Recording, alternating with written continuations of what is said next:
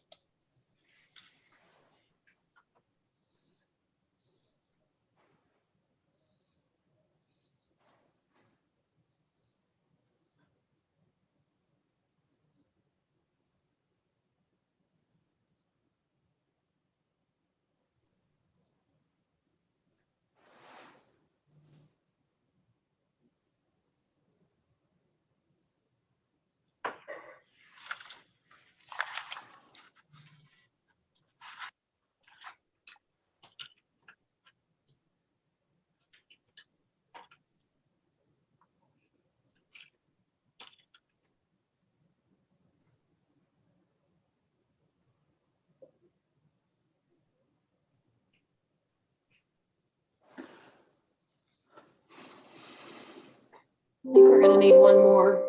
Like Boyd is checking with Councilman Stone and Stonecipher. Very good. It's 2 o'clock, but we don't have a quorum.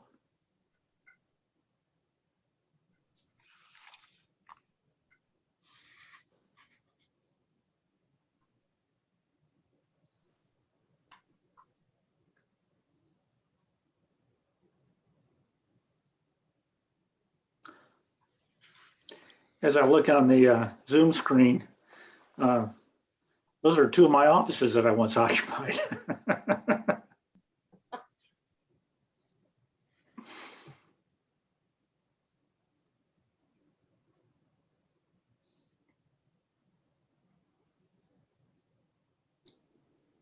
It's good that you keep circling around.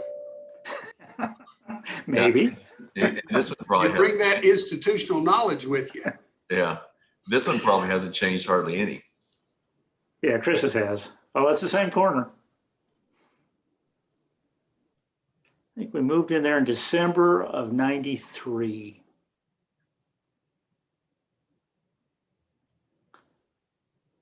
Mr. Weingart, does that sound right? You were there for that move?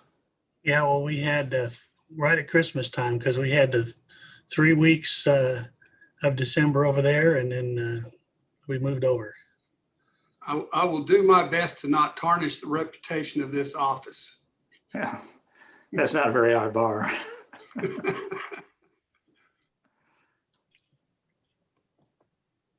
Boyd says we should expect Councilman Stonecipher to join soon. Very good. There's Councilman Stone. Yeah, sorry about that. We were in another meeting. So, you know how that goes. How are you this afternoon? We'll give another minute for Councilman Stonecipher. I'm doing great. Just running back-to-back meetings.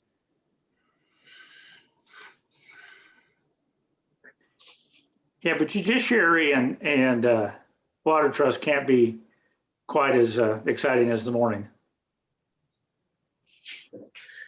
Oh, it's all good.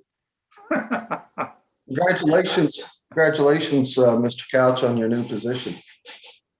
You know, I'm sure congratulations is not the appropriate term.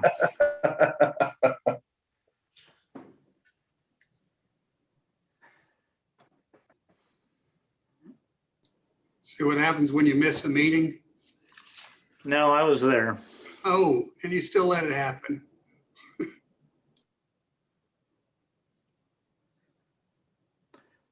All right, should we begin? I will call to order the May 24th meeting of the Oklahoma City Water Utilities Trust. May 25th meeting. Thank you for joining the video conference meeting. We have a few announcements to make regarding the video conference meeting. If the video conference is disconnected at any time during the meeting shall be stopped and reconvened once the connection is restored. If communications are unable to be restored within 30 minutes, items remaining for consideration will be continued to later today at 4 p.m. via teleconference. The agenda and documents are located on okc.gov. Anyone wishing to speak about an agenda item, public hearing, or to speak under citizens to be heard must call 405-297-2422 or email aquit-support@okc.gov. Please provide your name, phone number, the item number, and the reason you wish to comment. If you call in after your item has been heard, you will be allowed to speak under citizens to be heard. Speakers will be allowed 3 minutes to comment. Staff will attempt to submit requests received during the meetings. To the chair, press *6 to speak when recognized by the chair. The first item on the agenda is the minutes, but we need to strike those today, so we will move on to the next item, and that is the consent docket. There are a number of items. Do the trustees wish to discuss or pull any of the items on the consent docket?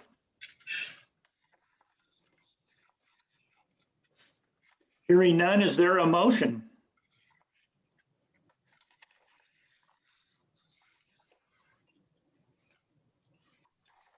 We have a motion and we have a second. Let's vote.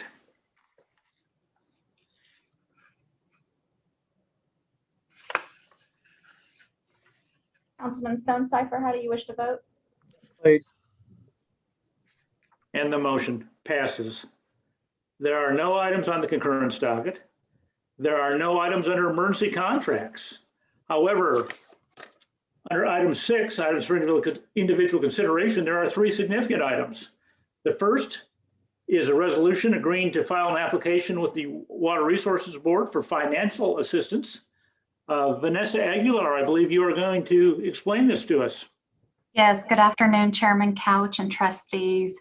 So just to give you background and a brief update on this resolution, Council approved this morning a resolution authorizing the indebtedness for Aquit to participate in this program. The resolution presented before you today approves the application for a loan, as well as the future execution of the loan documents and additional agreements. Aquit will use the proceeds of the not to exceed 55 million to fund the automated meter reading program. In participating with the Water Resources Board, Aquit benefits from no debt service reserve fund, so that saves us about 10% in comparison to using traditional financing methods such as a revenue bond. In addition, the Water Resources Board does provide flexibility with its terms on its loan. With these types of assets, it's a shorter term compared to our regular financing, which are 30 years. This one gives us the flexibility to go to 15 years. In addition, the Water Resources Board provides very low interest rates for us to participate in their program. Some of the benefits of the automated meter reading, it provides for a replacement program based on the actual data analytics rather than just age-based replacement program. In addition, in terms of severe winter periods, as we saw in the last year, this will provide for the ability to continue to be able to read the meters in those events. And we also anticipate this to provide some cost savings as we implement automated meter reading throughout the city. So it is a citywide program that we intend to implement over a 5 to 8 year period, replacing about 240 meters throughout our system. So with that, I'll address any questions you might have. Vanessa, that's Is it 40,000 meters. 240. So it's only for the automated meter system over a 10-year period, essentially. Okay. Other questions by trustees? Is there a motion to approve the resolution? Motion by City Manager Freeman, seconded by Councilman Stone. Please vote. Pepper votes yes, please. And it passes 4-0. The next item on the agenda is a presentation on the 5-year 2022 through 2026 Oklahoma City Water Utilities Trust Capital Improvement Plan. Crystal. Hello. Chairman, trustees, can you hear me okay? You can. Thank you. Susan, will you bring up the presentation?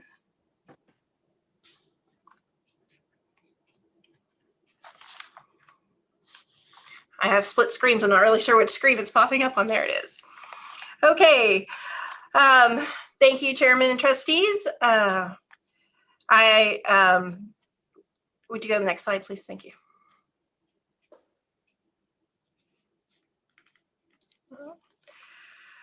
The Utilities Department provides water, wastewater, and solid waste service. Here is a depiction of the overall capital program for our department, and the total is approximately $1.6 billion. The water is the largest component of the program, approximately $1.1 billion, and the majority of this is due to water supply improvements. More specifically, the Second Atoka pipeline, which is roughly $800 million. Wastewater is $501 million, and solid waste is about $23 million. Next slide. Now we're going to take a look at each section of the capital plan, starting with water. The water capital plan is split into 3 areas: water supply, reliability and resiliency, and general improvements. The chart to the left shows the total annual dollars by fiscal year, and the pie chart shows how much we are spending in each area. Water supply is the largest at $825 million. Again, the majority of the new pipeline is the new pipeline. Resiliency and reliability is $273 million, and general improvements about $16 million. Next slide. Water supply. I know some of you have seen this before, but just a quick recap. Here's a map showing the portion of the state from northwest to southeast, and you can see Oklahoma City in the center. We click next. Thank you. From the northwest, Oklahoma City is served by the North Canadian River System, and this system includes 3 reservoirs: Canton, Hefner, and Overholser. And from the southeast, water is pumped to Stanley Draper Reservoir from 2 reservoirs, Atoka McKee, and this includes the 110-mile Atoka pipeline and 13-mile pipeline from McGee Creek. Click to the next. Okay. Then the future, we are working toward additional supply from Kiamichi River Basin, and this capital plan will include the second Atoka pipeline project, which is again approximately 100 miles of 72-inch pipe from Atoka to Draper. This pipe is needed to allow us to pump all of our existing water rights from McGee, Atoka, and future Lake Sardis, and this water allocation will allow us to meet 2060 water demands. Next slide. The interconnect of the project will improve our system resiliency by allowing service from the water treatment plant in the event of an outage to either facility, and this is treated water. And at Draper, the major project we are doing is to improve our finished water storage. The existing clear wells are challenged, so we're going to be constructing an additional 10 million gallons of new storage. And for Hefner, we're doing a variety of upgrades at Hefner to replace various treatment processes that have exceeded their useful life. Currently, there are about 1,200 miles of water mains within our system that are over 50 years old. So we are systematically replacing about 8 miles per year. However, after the second Atoka pipeline is completed, we will increase the replacement funding to accelerate that program. And also this next year, as Vanessa just talked about, we are going to start the pilot project for the automated meter reading. And then we'll do full implementation over the next 6 to 7 years. Next slide. So the wastewater capital program is about $501 million. And most of this work is in reliability and resiliency at just over $321 million. Regulatory work is $132 million, and general work is about $48 million. Next slide. So a major component of our CIP is our asset management program. The program is designed to evaluate the remaining useful life of our assets and to efficiently manage the desired level of service. So in the condition assessment, we are going to go out and inspect every piece of our pipeline over the next 8 years. We are in year 3. And this will provide us actual information for our system so we can make sure we are prioritizing our capital program to address the worst situations first. The water treatment plants also contain structures and systems that were part of the original construction over 40 years ago. So we are doing projects to improve the reliability to allow for proper operation and maintenance. And for main replacements in sewer, we're replacing about 16 miles of aged and deteriorated infrastructure annually. Next slide. So for regulatory compliance, the main component is the South Canadian wastewater treatment plant. The South Canadian plant is planned within the CIP and is near its design capacity. Also, there's a new discharge permit, which is requiring increased levels of treatment. So the estimated cost of this project is $110 million. It is currently under design, and we plan to begin construction by the end of this calendar year. And the project is expected to be completed in 2024. Next slide. So for the solid waste management program, this program is just over $23 million for the next 5 years. It includes customer carts and trucks for solid waste collection and stays consistent over 5 years.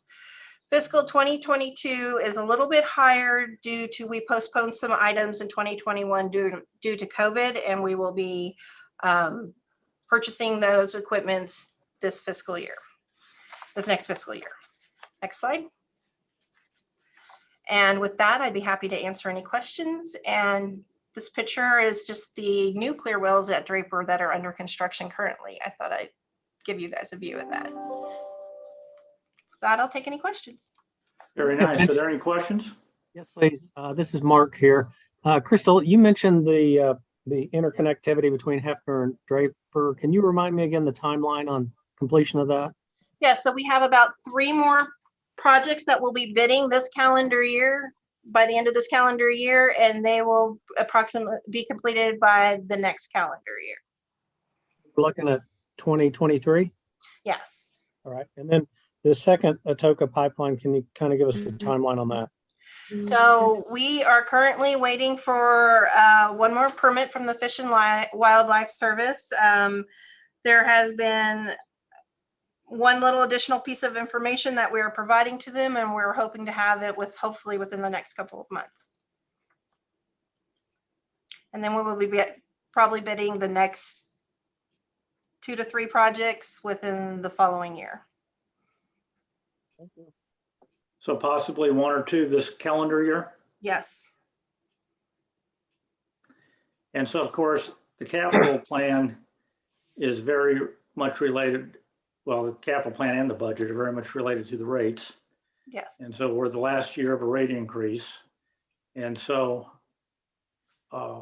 obviously that we have to have a plan that will meet our operating need, a rate plan that will meet our operating needs, our capital needs, and yet be affordable to the citizens of Oklahoma City. And so, Mr. General Manager, are we on course to accomplish that?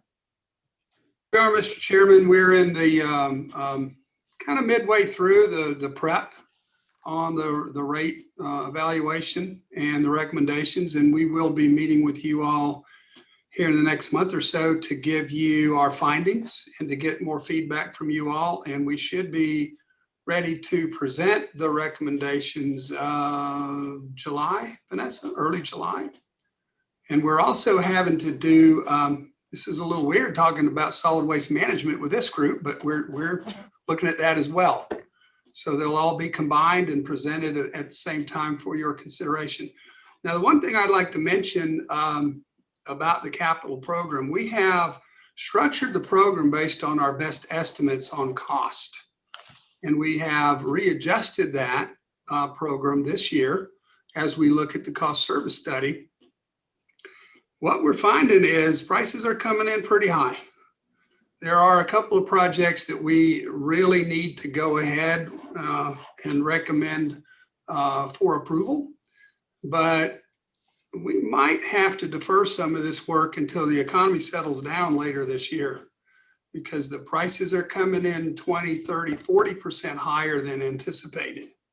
And these are not old estimates. These are current estimates. We just had the Hefner line bids come in, and they came in $5 million above the estimate. And so the phase one of the Draper water main replacement program, if you recall the 72-inch pipe, we're replacing 28 joints. It's coming in about 25% higher than the estimate. That one, we don't have a choice. We have to finish. We have to get that pipeline under construction in November and finished by April of next year. Or, we're going to continue to be at risk, and we can only take it down during those winter months. So we have to award that contract or those two contracts. But some of these others, we're going to have to take a good hard look on whether or not we accept bids or whether we decide just to postpone those bid dates until things settle down a bit. So we'll be tracking that closely. Very good. Any other questions or comments from the trustees? Yeah, Crystal, I had a question. Maybe I should have asked it under the previous item, but on the automated meters, how are those powered? Councilman, those are battery powered, and the batteries are good for 15 to 20 years. They emit a very low signal, low strength signal, and they're kind of a dumb signal. So they wake up as the receiving unit passes by, it wakes up the meter, so that those batteries last as long as the meter does.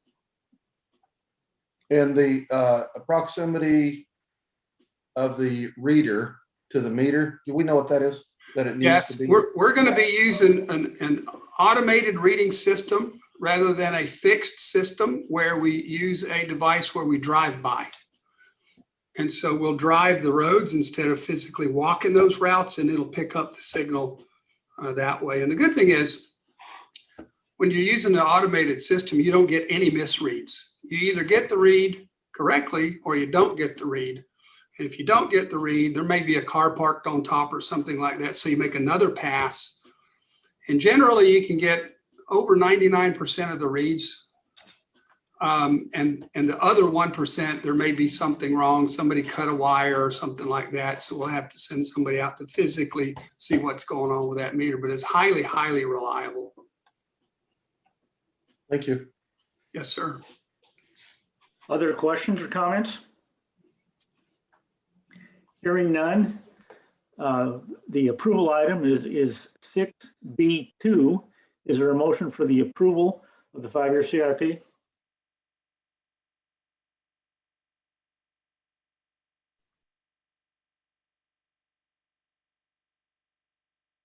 We have a motion. We have a second. Please vote. Stonecipher votes yes, please. Trustee Stonecipher votes yes, and it passes 4-0. The next item on the agenda, item 6C1, is a presentation, again from Vanessa Aguilar, regarding the Oklahoma City Water Utilities Trust budget. Yes, good afternoon, Chairman and trustees. And while Susan's bringing up the presentation, I'll just start giving you an introduction. So this is a presentation on the fiscal year 2022 budget for water, wastewater, and solid waste services as well. Susan, do we have the presentation? It's open in just a moment.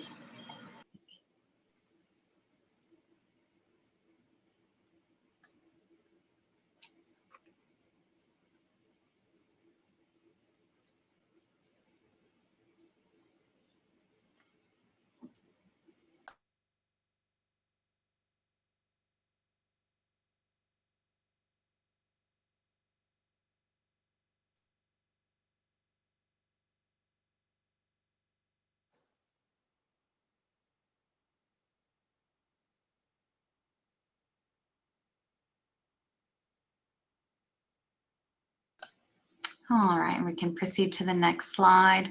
So just to provide an overview of our mission, the Utilities Department is committed to providing water, wastewater, and trash collection services throughout central Oklahoma to safeguard public health, the environment, support public safety, and enable economic prosperity. On our next slide, we can see how we are guiding our core business initiatives, which guide us in reaching our mission.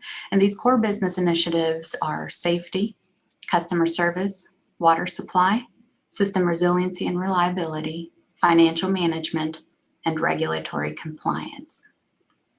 Next slide. So as we present to you our budget, as I mentioned, this now includes solid waste management. The AQUIT funding sources for fiscal year 2022 are about $724 million. And I'll go through each of the categories and walk you through some of the proposed sources to fund the different components of our budget. The largest component is our debt construction fund proceeds. This is about $210 million, and it's primarily for water and wastewater capital funding. The next components of our sources come from our utility bills, our water, wastewater, and solid waste service charges. And this totals about $375 million. For water, it's about $192 million. Wastewater is about $122, and solid waste management services is $62 million. These are the cash components that we collect from our bill, our utility bill. In addition, we're withdrawing about $122 million from cash reserves. Over the past couple of years, we have been administratively restricting funds for the award of the construction of the Second Atoka Pipeline and the South Canadian Wastewater Treatment Plant. As Crystal mentioned in the CIP presentation, these are projects that are scheduled and forecasted to be awarded in the coming fiscal year.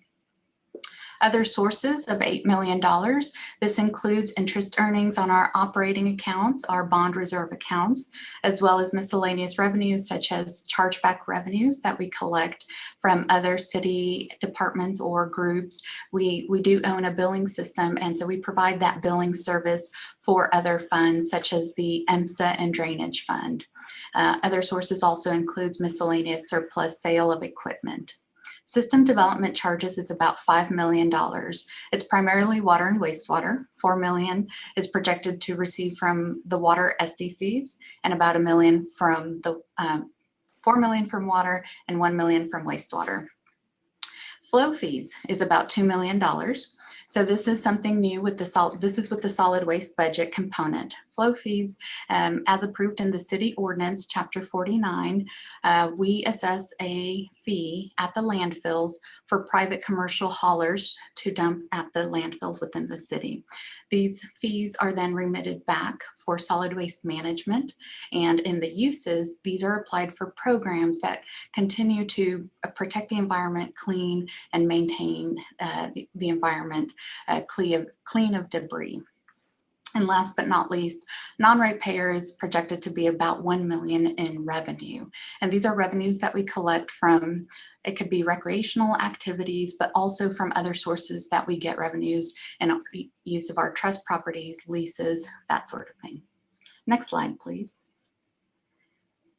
So now we go to our AQUIT funding uses. So where are we going to be using and expensing the $724 million? Capital improvements is our largest component, $451 million. The larger components, as Crystal mentioned, water and wastewater. Solid waste for the coming year is a very much smaller component of this. City utilities operations, just over $100 million. These are transfers from the trust to our city fund to pay for employee salaries and services and supplies. The largest services and supply component is our chemicals and our electricity expenses that we pay for. Debt service at $62 million. We pay an annual debt service on a component of those debt proceeds that we use. And so debt service is the annual payment that we pay to the water board for any SRF loans that we have, as well as revenue bonds that we have annual debt service on, and temporary interest that we pay on our letter of credit, which is called the commercial paper program, and any temporary interest on our SRF loans. Trust operations is budgeted at 42 million. So within the trust, we have the benefit of using multi-year contracts and the flexibility of funding that from the trust. And this includes mainly our professional services that we have contracted out, such as the legal, the banking, our professional financial advisor, our legal counsel, as I mentioned, trust engineer. Some other services include support, contracted services for our operations, and that's anything from mowing services with parks, pavement maintenance repair, emergency repair contract for line maintenance, etc. This also includes payments to the city, the franchise payments and lease payments components. Followed, the next category down is solid waste service contracts, budgeted at 37 million. The solid waste management utility is very heavy on contracted operations. So the largest component here is the waste management contract. It's almost $26 million. Waste management provides about 60% of the residential collection services for the city. And this contract with waste management includes residential pickup, recycling, and bulky services. Other service contracts within solid waste include the landfills, those privately owned landfills. We have contracts with those landfills. That's about $7 million of that 37 figure you see there. And then we also have a contracted fleet maintenance service for solid waste. As you can imagine, their equipment, the trucks are more specialized. So having those mechanics and staff available to focus on those equipment is outsourced. The next category is wastewater treatment plant operations and maintenance, $19 million. That is our outsourced operations of our wastewater treatment plants. Deposits to cash reserves, $7 million. That's primarily solid waste management. As we saw here in the last year, solid waste management has a storm debris reserve fund, and we're annually funding it to prepare for the event that we have large debris related storms, as we saw this past year. So every year we're depositing cash reserves to that fund. Vanessa, Yes. what is our balance in that storm reserve that we have in solid waste since we had the storms this last fiscal year? What is our balance in there right now? So the balance, we were able to look at the solid waste cash flow, the projected financial plan, and we were able to replenish what we paid out to the contractors. So we did pay out almost $15 million to the storm debris contractors and to the landfills and ancillary services. Our goal was at the beginning of the year before the storm hits, we were about over $20 million in that storm debris reserve, which we had projected to fund about 3 storms, whether it was related to ice, to a tornado, flooding, strong winds. We anticipated that 20 million to carry us through. As we saw in the fall, it was a citywide effect of that storm that caused unprecedented volumes of debris. It was about 125,000 tons. And so we did pay out almost 15 million. We were able to replenish the storm debris reserve fund. So right now we're projecting to be at about 21 million. And so that is pending a FEMA reimbursement. We're getting ready to submit that citywide. I believe our emergency management group is helping facilitate that reimbursement, but it will take 3 to 5 years to get reimbursement from FEMA and from the state. So our reserve is, if you say it's at 21 million, that's with the anticipation of a reimbursement from FEMA? It's the 21 million and then anticipation of approximately 13 million in addition to that reimbursement from FEMA. Okay, thank you. Mm-hmm. And just wrapping it up on uses, McGee Creek operations, Aquit has an agreement of support with McGee Creek, and we have budgeted $4 million to transfer to McGee Creek. A large component of that is their CIP, headquarters building, lake road repairs, and equipment building. Non-ratepayers activities, as I mentioned on the previous slide, so the sources is $1 million and the uses is $1 million. That's a self-funded activity that would go back to pay any repairs or upkeep of the recreational activities, which are non-operating related.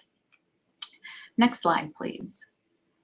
And so now I'll focus on initiatives related to the department's budget for the coming fiscal year. So these are going to be funded from that small portion of the uses pie that's called the city utilities city utilities transfer of about 100 million, as I mentioned. So some of the focuses here in customer service, our core business initiative, we're looking at our community outreach and a focus in centralizing public information across the department. And so we've transferred our public information function from the administrative division to utilities customer service. Utilities customer service is the face with all our customers, whether it's through emergency dispatch, through the portal online, or through direct calls with our customer service. And having the ability of having our public information group in that division will help streamline communications and be able to centralize the messaging across all our platforms. In addition, in utilities customer service, we're adding a specialized training position. We are seeing an increased need within the division specifically for a high-level training position to address the needs of the evolving technology. As things happen, enhancements to the billing system, to the portal implementation, it's ever evolving, and we need a position to help address the training needs, identify and design that curriculum, and coordinate with our existing training staff within the division to execute the training. All of the CSRs and field service reps, as pictured here on the slideshow, those are our field service representatives. They go through training, very intensive training. And so this person will help identify the needs and address those gaps in training. And this is separate from our department-wide training group that we have in the administration division. We have a general training analyst group that provides professional development through Utilities University safety training. They offer licensing requirement training. And so this position, being in utilities customer service, is more specialized to the needs of the call center and the field staff. In private development, we're addressing the need to review plans, water and wastewater plans that are presented to the group, and we're adding a supervisory oversight with a unit operations supervisor to help organize and make sure that we're meeting our performance metric, which is shown below on the slide, which our goal is to have 95% of water and wastewater private development plans reviewed within 10 business days. As well as tying back to our customer service initiative, we want to make sure we're responsive to customers and we have that consistent messaging and that our call wait times are aligned with industry standards. Next slide, please. Water supply. So you may recall from last year, we added the Southeast Water Supply Division, and this is a division to help manage the operation and maintenance of our water supplies in Southeast Oklahoma. As Crystal showed you on the map, our water supply is very diverse throughout Oklahoma. And we've added the division last year to help address the need in overseeing our operations down in Southeast Oklahoma. Crystal also mentioned the 100-mile pipeline. It was very inefficient for staff based in Oklahoma City to travel all the way to Southeast Oklahoma to maintain or address electrical or mechanical needs along the pipeline. And so in addition to the staff that was transferred over last year, we're now expanding our resources to make sure that we have adequate maintenance staff to address all the mechanical components and also the electrical components. And this ties into our proactive preventative maintenance program. We want to make sure we're proactive in protecting and making sure that our assets have a long useful life rather than being corrective when something breaks and addressing it as a reactive measure. And so our performance measure that's tied to this is our goal is to have 80% of planned and scheduled work orders compared to unplanned repair work orders. Next slide, please. System reliability and resiliency. So one of the programs that we have, asset management. Within engineering, they're doing the condition assessments, survey, and inventory. And we're adding a GIS analyst within engineering to help manage all of the data that's coming in. As Crystal mentioned, the asset management program kicked off a few years ago, and we anticipate the survey and inventory to continue throughout the 10-year period.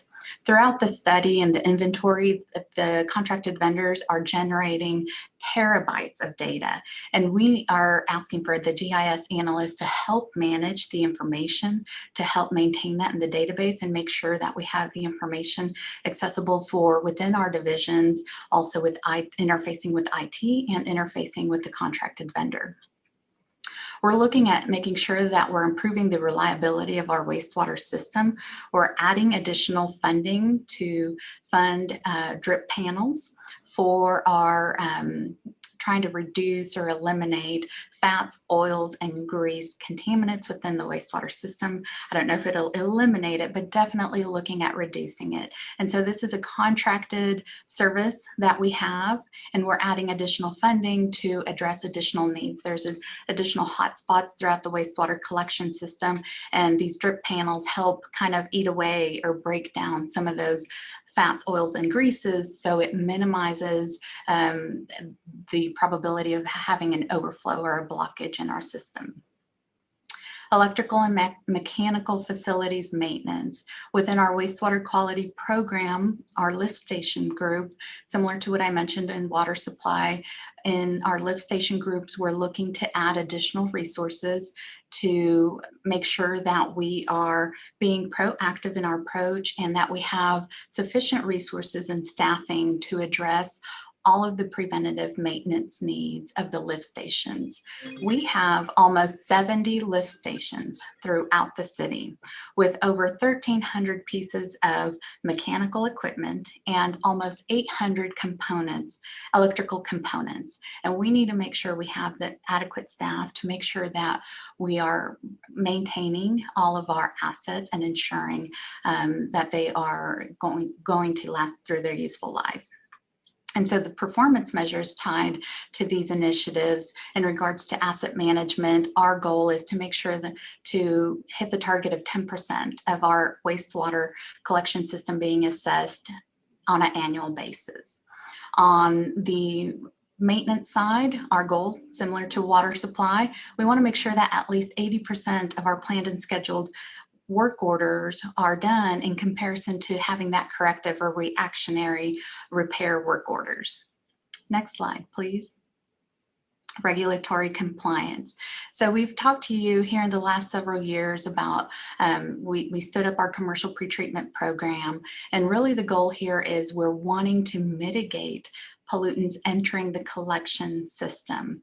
And a couple of things that have emerged here over the last year are a couple of items. The Environmental Protection Agency came out with a rule to address it's called the dental amalgam rule. And so for all the dentist offices in Oklahoma City, we have been directed to permit and monitor these dental facilities to make sure that they are not disposing of the mercury fillings into our wastewater system. And additionally, there's a pharmaceutical rule that's being developed and implemented through the EPA and ODEQ to make sure that medical facilities are also permitted and monitored to make sure that they're not disposing of medical waste in our system.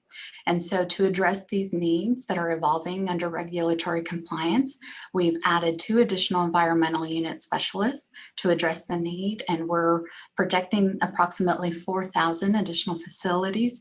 Most of those are medical facilities throughout Oklahoma City. And the performance measure tied here is we want to make sure that commercial and industrial customers are in compliance with our pretreatment program. Next slide. And this is another milestone for us. Tinker Air Force Base. The federal government awarded a contract to the City of Oklahoma City and Aquit on September 29th. And with that, in this budget, we're adding a new line of business for Tinker operations and maintenance. So Aquit has been tasked with the operations, maintenance, and repair of the water and wastewater systems at the base. And with that, we're looking to add the staffing to oversee those operations. And that includes a site manager. This was a transfer from engineering. So we transferred an existing budgeted position over to Tinker. We are also adding a finance position to oversee all of the financial activities related to this contract, and an administrative support contract. And so our performance metric with this, our goal is to achieve ownership or transfer of the assets by October of 2021. Next slide, please. And so just a summary to recap on the city utilities operations. Here's our summary of the budget changes from last year, from this current year, fiscal year 21 to proposed FY 2022. This is a summary of the budget changes. As you can see, the major component of the budget changes is driven by the annual salary adjustments, which is due to merit and insurance costs. Our position classification improvements, some of which I've highlighted on the previous slides, is about $800,000. Supplies and services is about $810,000. And city chargebacks and other miscellaneous changes is a reduction of $777,000. Overall, it's about a 2% increase to the budget for the utilities department. And with our initiatives, we are adding about 11 positions, going from 773 employees to 784. Next slide, please. And so just to kind of wrap up the presentation, we also wanted to touch on, the several challenges we've had throughout the last 12 months or so. For many of us, the COVID pandemic was an impact. How do we make sure that we reduce exposures for our employees, but also for the customers we serve? One of the other challenges that we previously talked about earlier in the presentation was the challenges of the October 2020 ice storm. That ice storm that hit, it was still early on where there was enough leaves in the trees that caused significant damage citywide. And lastly, another challenge we experienced within the department was the February 2021 severe winter storm. The sub-zero freezing temperatures coupled with the accumulation of snow and ice. And in addition to that, the winter demand, the water demand that we experienced during that February storm was more than double our average winter demand. And so faced with those challenges, the utilities department responded very well. We had restructured, in regards to COVID, we restructured our working schedules. We allowed employees to telework. We had alternative schedules. We had spaced and distanced working locations for our employees. Emergency response times were maintained during the severe winter storms as well. We had employees who were working around the clock. We had staged resources at our treatment plants. We had mandatory overtime, making sure that we minimize the impact to our customers. Contracted emergency response services. As we talked about our storm debris contractors, they were able to collect over 125,000 tons of debris from the October ice storm. They did the first pass in about 60 days, and they were done with the second pass by February of 2021. Lessons learned. So I think with any challenge, we do come away with some lessons learned. And so primarily in this example, we look at making sure that our critical infrastructure, we had that resiliency there, and looking forward, being more deliberate about which facilities or which components of our facilities we take down in the winter time to rehab or repair. Typically in the winter time is when we go back and look at making sure that all of the repairs and rehabs are done and getting ready for the summer demand. And so that's one of the things that we're going to be more deliberate about, and making sure that we prioritize being able to meet demands in the event of a future winter event. Equipment winterization. One of the things we learned is in sub-zero temperatures, -15 degrees, some of our equipment, such as diesel-powered trucks, will not work. And so one of the things that we're looking at is alternative fuels that are resistant to some of those cold temperatures. We're looking at more indoor storage to store some of the equipment, the vehicles that are essential during those emergencies, and also making sure that we have availability throughout our facilities to power connections to connect block heaters for our trucks. And lastly, just making sure we have those streamlined communications. As we talked about the public information group now being centralized in customer service division, we are also looking at streamlining those communications, making sure that our messaging to our customers is streamlined and it's addressing the needs that we have with them. So for example, the dripping of the faucets was an example. But overall, I think with these external challenges, the utilities department was able to persevere and accomplish its mission that we mentioned of providing water, wastewater, and solid waste management services with minimal interruptions to our customers. And it's a testament to the determination of the utilities department staff. And so with that, next slide, we'll close it up on the presentation and see if you have any questions on the budget. Very good. Thank you, Vanessa.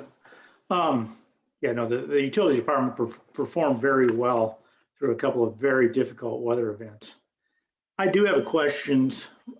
As I looked at the item on in the agenda, it shows that on the water utilities, the city water utility number goes down under operations, under expenses, from $63.9 million down to $62.7 million under water city utility, somewhere between 1% and 2%. And there's a similar decline in both wastewater and in solid waste, but yet you showed an increased total of somewhere between, an increase of somewhere between 1% and 2%. So I'm having a little bit of a disconnect there on why those numbers, each of those numbers in water, wastewater, and solid waste show decreases when the total operations budget for the operations went up about 2%. Yes, and so our budget did increase from fiscal year 21 compared to fiscal year 22. So our approved adopted budget for this current fiscal year was about 108 million. The proposed budget for the coming year for the utilities department is 110 million. So that is an increase that we saw on the slide there.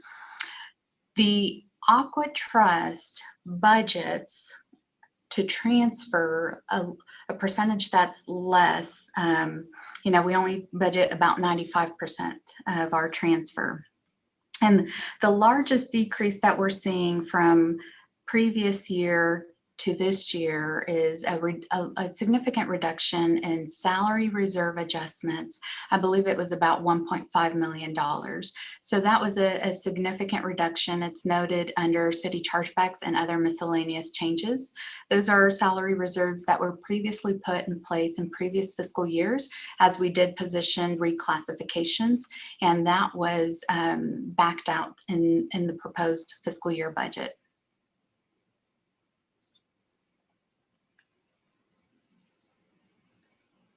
I'm not sure I totally understand that. If I add up water, wastewater, and solid waste, city operations, utility 5, it's down 1.5% or so. And we can take a look at the details and give you a specific breakdown of that. Okay, that would be helpful. Okay. And 11% or 11 additional positions, so you're up about 1.5% of total positions too. Yes, and some of these positions are positions that we're restoring. Last year, the utilities department cut about 20 positions due to COVID-related responses. And so these are from the previous fiscal year to this year. We're at about 784 positions for the coming year. All right. Other questions for Vanessa? Nothing other than to say outstanding presentation. It was really well done. Thank you. Other comments? Hearing none. Item C2 is approval of fiscal year 2022 Oklahoma City Water Utilities Trust budget.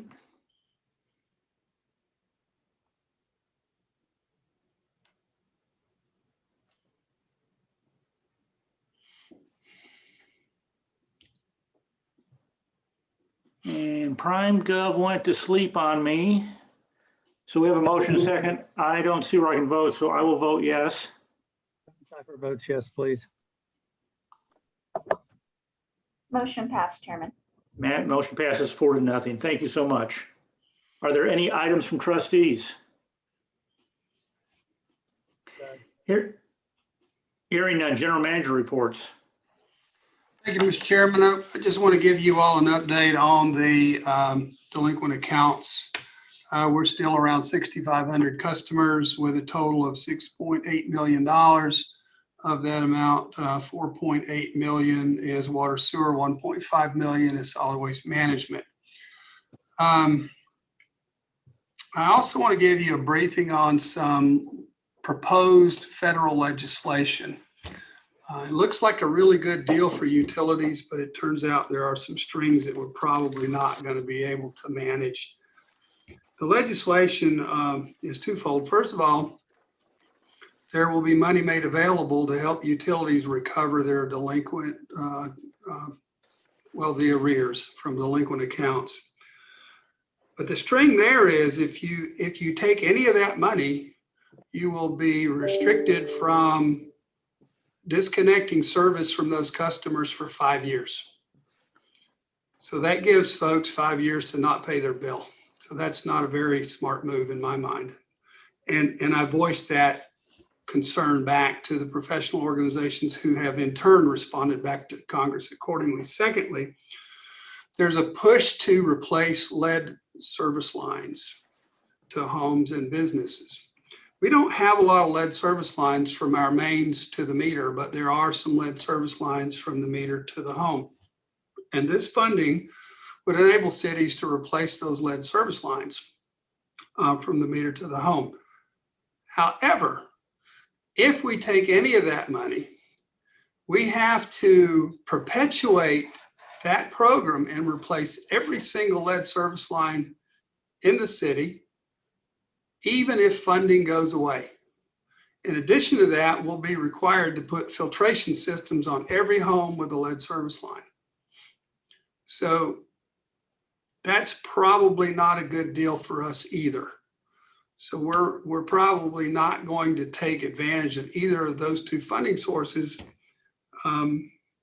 unless the legislation changes a bit. I mean, the intent is good, but the strings are not manageable. So with that, I'd be happy to answer any questions that you may have. Any questions or comments? Don't hear any. Has any citizen signed up to speak? No, they haven't. There's no further business. We are adjourned. Thank you. Thank you. You all have a great afternoon. Thank you.